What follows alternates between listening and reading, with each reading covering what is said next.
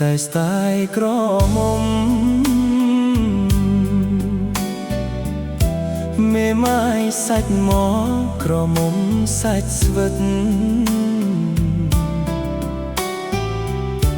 មេម៉ាយចេះថ្នមបីមកក្រញិតក្រមុំលេងក្ដិចនាំអអារម្មណ៍មេម៉ាយសលុយមិនខ្វល់រឿងចាយ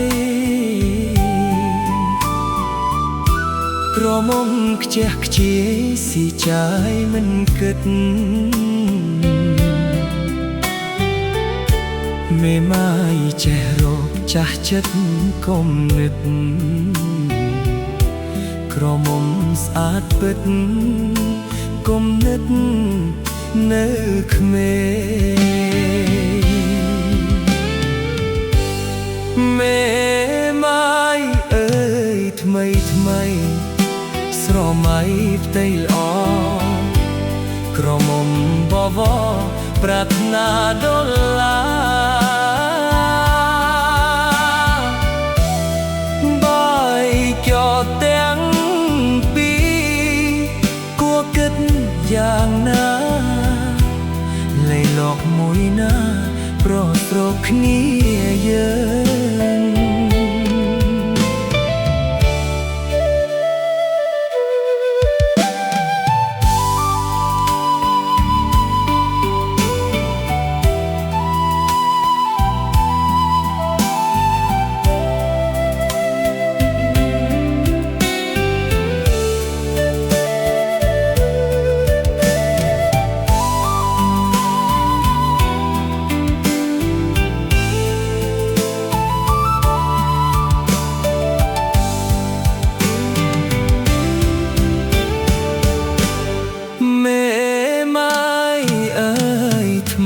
ថ្មីស្រមៃតៃល្អក្រមុំបវរប្រាថ្នាដុល្លារបាយចោលទាំងពីរគួរគិតយ៉ាងណាលេឡកមួយណាប្រគ្នាយើងមេម៉ាយចេះស្ដាប់មិនហត់បងរៀនក្រមុំเป็นអៀនពិបាកស្រ័យក្បិនមេម៉ាយព្រឹកឡើងមានហូបបាយឆ្អិន